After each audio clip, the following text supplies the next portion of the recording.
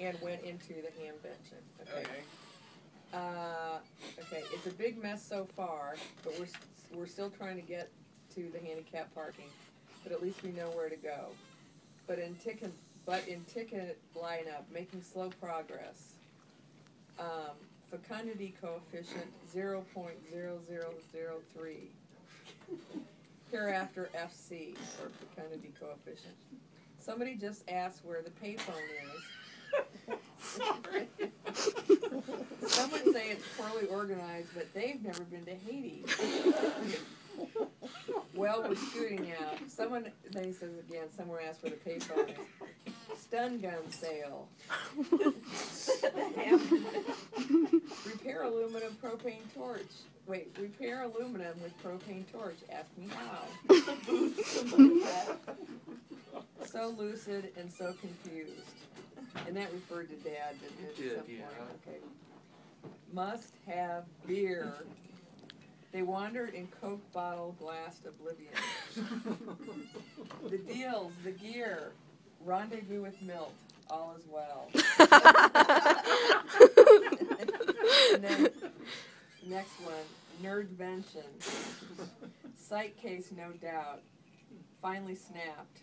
Woman on crash cart taken out by EMT. No way. Seriously.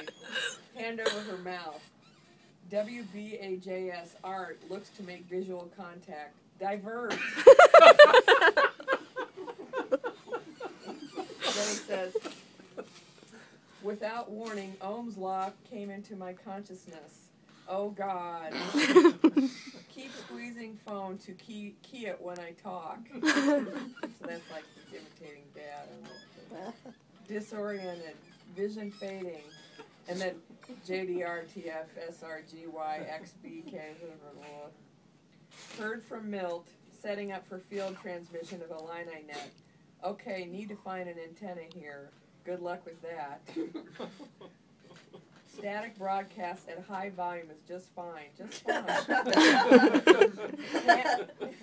Hams can't actually hear static, so it doesn't matter how loud it is. That's true. I didn't remember this one. Bought a D-Star dongle and a Yagi in a bag. What is that? Is that really something? Those are really things. Yagi in a bag? You bought a D-Star dongle and a Yagi in a bag. Now, would Dad know what that is? Oh, totally. Probably. Yeah, He's the expert. Yeah. Okay, should be all set for 20-meter band now. Okay, did you find German restaurant? Yes, we did. Blah, blah, blah. Let's see. Who went with you? Just Dad and you, or did somebody else go? Well, to the German restaurant, yeah, it was just the two of us. Yeah, we went to the Oregon district in Dayton. It was nice. Yeah. And then he said, you catch sight of, he's back at the Hamvention now, you catch sight of a fairly normal-looking young guy, then notice a 15-foot pole sticking out of his huge backpack. Hit me just like that. Just a giant thing, and then he's got some. Then that's it. Then they were in the.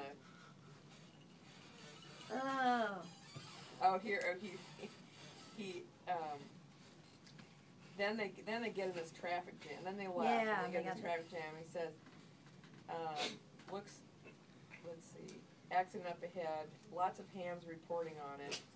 Looks like it might take a while. Traffic at standstill. No problem. It's all very exciting on the radio. And then he sent me an action picture of Dad with some binder in his lap. And oh yeah. Anywhere.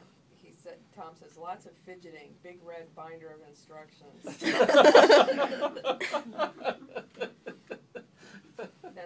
really about it. So you really just went along for the yucks? Well, when I first got there, it was fun actually. It was quite interesting, and I would just it was funny because a Yagi in a bag. because you know how Grandpa is really literally like that, so lucid and yet so focused. It's like I could tell that we were probably no more than 20, 30 yards from where Milt and the boys were, but your dad just felt like we had to go to the east lot. You know, suddenly there's like an east lot, then we're in the west lot, and I thought, we're this like 2,600 and Milt's like at 2,400 or something. I'm thinking it's somewhere close by. We just can't see it, and so then suddenly he went into this kind of like, you know, nothing makes sense anymore. So I just started texting after that. So did you go way over to the other lot? We went all the way around. You know, he's scooting, and I'm just Oh. walking around. And you're just walking right behind Just him. walking right behind him, just texting the whole time. You see a relatively normal looking Yeah. guy. It's true. 8-foot pole sticking out of his backpack. It was just like Totally surreal. and then I know. Tell them your theory about how that they probably do all have some form of autism, but well, it's really it hit me. It was a very enlightening visit because ordinarily people like that are very, you know, they're very nerdy and very geeky, and you think of technical people like that being very introverted, but it's a hobby that's a communications hobby. So they're very extroverted, Yeah. but nerdy. It's a weird.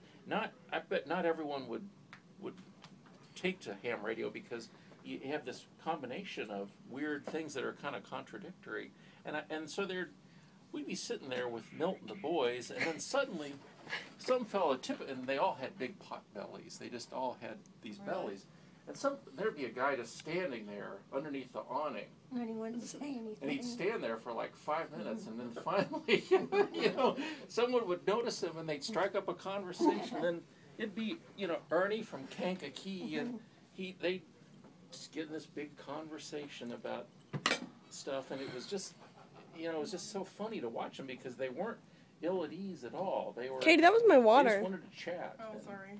Well, I always So- did say it. If you're a ham, you have to have diarrhea in the mouth.